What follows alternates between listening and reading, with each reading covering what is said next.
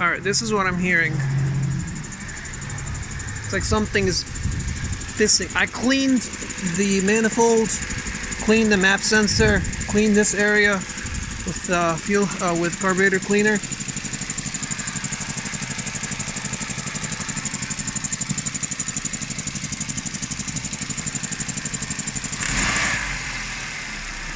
It goes away.